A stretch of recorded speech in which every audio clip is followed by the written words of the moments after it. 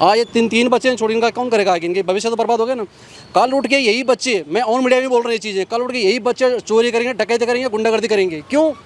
वो देख रहे हैं कि मेरे बाप को बेकसूर बेगुनाह मारा गया, मेरे बाप को। दोस्तों नमस्कार, अभी मैं सचिवालय के जस्ट पास में था। अभी एक धरना प्रदर्शन इसको कहेंगे, सचिवालय कूच कहेंगे।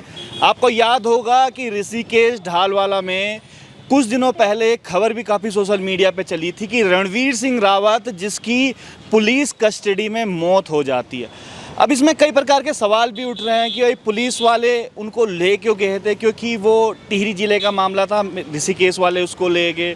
उसके अलावा कि उसकी मौत किस प्रकार से हो गई, किस प्रकार से उसको फंसाया जाता है। आज उसके परिवार वाले और कुछ संगठन के लोग आए थे यहाँ पर कि भाई आखिर उनकी मौत किस प्रकार से हो गई। जो मेरे सामने आप देख रहे हैं ये उनकी वाइफ हैं और ये उनके भाई हैं और छोटे छोटे बच्चे भी हैं इनके। कितने बच्चे हैं आपके?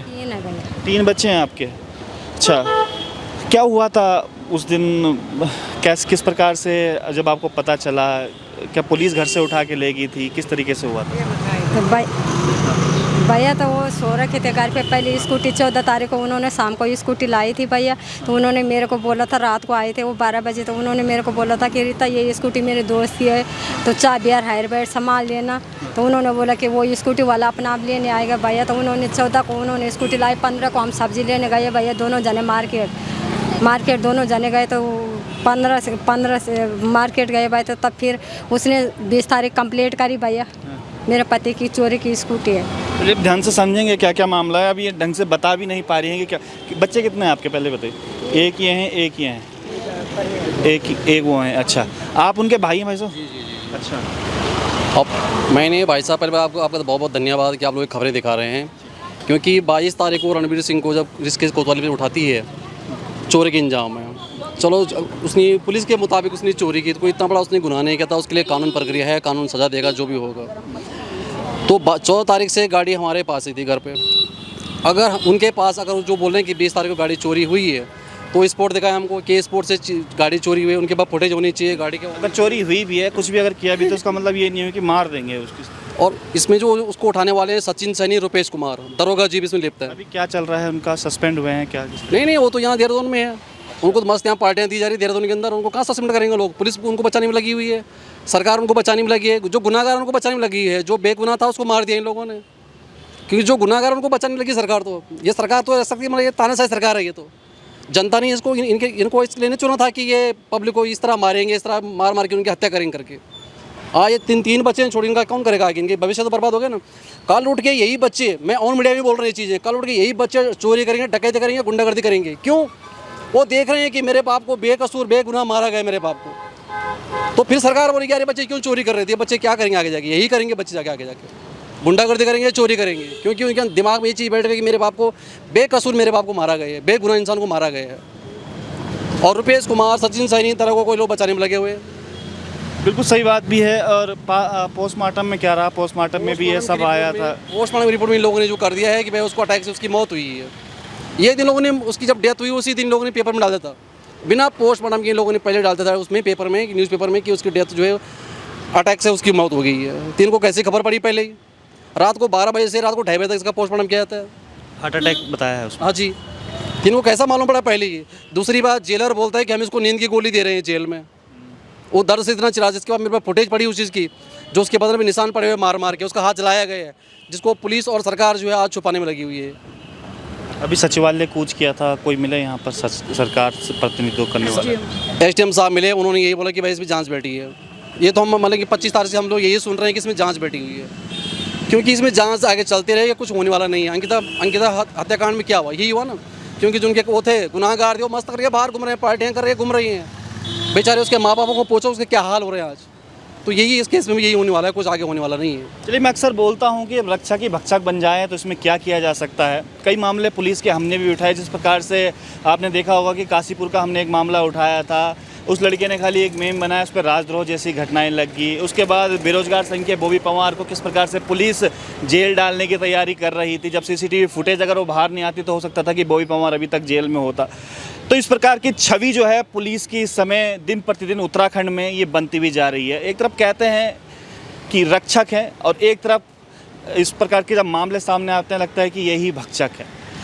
और मित्र पुलिस का नारा शायद अब मुझे लगता है कि मैंने पहले वीडियो में भी कहा था कि अब शत्रु पुलिस से कम नहीं रह गई, क्योंकि आम इंसान को न्याय नहीं मिल पा रहा। एक दीदी भी हमारे साथ में काफ़ी सक्रिय वो रहती हैं। दीदी, इस समय डिमांड क्या है और किस प्रकार की घटनाएं आप देख रहे होंगे? अभी रवि बडोला की भी घटना हुई, वहाँ पर भी दीदी सक्रिय थी, अब ये दूसरा मामला हो गया। क्या लग रहा है सब चीज़ें उत्तराखंड में ये चल क्या रहा है? देखिए, उत्तराखंड में अपराध अपने चरम पर है और अपराध होने के बाद अपराधियों को बचाना सबके सब, ये पूरी सरकार, शासन, प्रशासन सब सबके घेरे में है। और जहाँ तक इसके निष्पक्ष और ट्रांसपेरेंट जांच की डिमांड है, ये डिमांड अभी हमने एसडीएम को ज्ञापन दिया। यही ज्ञापन हमने 10 दिन पहले भी दिया था और यहाँ पर आकर भी यही ज्ञापन हमने दिया। अब इसमें ये अब देखना होगा कि इनकी जांच का स्तर क्या रहता है, कैसी ये जांच करते हैं। मैं आपके चैनल के माध्यम से एक बात कहना चाहती हूँ कि ये एक गरीब परिवार है, ठीक है। आप जो हमारी डिमांड है मुआवजे की, सबसे पहली बात तो सरकार, क्योंकि मुखिया है जो मुख्यमंत्री है हमारे, जो राज्य सरकार, हाँ, जो राज्य सरकार होती है वो हमको अपनी संपत्ति के रूप में देखती है कि भाई आपने सुना होगा, आपने भी सुना होगा, जब कोई भी आपराधिक केस होता है तो उसमें स्टेट बनाम अलाना, स्टेट बनाम फलाना, इस तरह से मुकदमे होते हैं। स्टेट लेती है जिम्मेदारी। तो यहाँ अपराध हुआ है, यहाँ भी स्टेट ले जिम्मेदारी, ये मेरा कहना है। और स्टेट जिम्मेदारी ले, और अब तक घोषणा हो जानी चाहिए थी इनके मुआवजे को लेकर के, क्योंकि बार बार हम ये आवाज़ उठा रहे हैं कि घरों में सफाई करके अपने बच्चे पाल रही है। मुख्यमंत्री राहत कोष है, दुनिया भर का फंड इनके पास है, उनके लिए कोई बड़ी बात नहीं है इनको फंड से पैसा निकाल करके देना। और एक बहुत महत्वपूर्ण बात मैं ये कहना चाहती हूँ कि हमारे भारत के अंदर कई प्रदेश ऐसे हैं, कई राज्य ऐसे हैं जहाँ पर जो हमारा मानवाधिकार अधिनियम है उसके तहत दिशा निर्देश दिए गए हैं, और उस दिशा निर्देश के तहत राज्य सरकारों ने जब पुलिस कस्टडी में मौत हो जाती है उसके मुआवजे को लेकर के अपनी नीतियाँ बनाई हुई हैं। तो यहाँ तो डबल इंजन की सरकार है।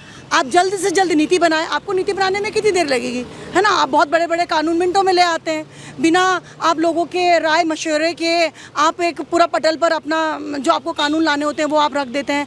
तो इसकी भी जांच को ध्यान में रखते हुए, ऐसी घटना को ध्यान में रखते हुए आप पुलिस कस्टडियल में जो मौतें होती हैं उनके मुआवजे के लिए दिल्ली में 10 लाख का मुआवजा सरकार ने निर्धारित करा हुआ है, केरल में 5 लाख है, तमिलनाडु में 5 लाख है, ऐसे महाराष्ट्र में भी 5 लाख है। आप जल्द से जल्द एक नीति लाएं और उस नीति के तहत भी इनको मुआवजा दें और तत्काल जो इनको सहायता राशि देनी है वो भी उपलब्ध कराएं। उसके साथ साथ जिन पुलिस वालों ने किया है कम से कम सस्पेंड तो कीजिएगा। मैं अक्सर कहता हूं अपनी वीडियो में कि भाई अगर ये गरीब परिवार है, शायद इस वजह से न्याय नहीं मिल पा रहा है, क्योंकि हमने अंकिता भंडारी जिस समय सबसे पहले वीडियो मैंने किया था उसमें भी यही बात बोली थी कि अगर अंकिता किसी बड़े कैबिनेट मिनिस्टर की बेटी होती या किसी बड़े अधिकारी की बेटी होती तो शायद उसको इंसाफ तुरंत मिल गया होता। लेकिन आज भी करीबन 2, 2.5, 3 साल उसको हो गए हैं अंकिता को, आज भी वो इंसाफ नहीं मिल पाया है, जिस इंसाफ के लिए उसके पिताजी, उसके घर वाले या पूरा उत्तराखंड जिस प्रकार से मांग कर रहा था। अब ये देखिएगा, ये बच्चे हैं, कितने साल का भाई? 15। कौन सी क्लास में पढ़ते हैं? 9th में पढ़ते हैं। अब देखिए 9th में अब अकेली माँ है, अब इसके फीस भी होगी, जानी होगी, इसको अच्छी एजुकेशन भी देनी होगी।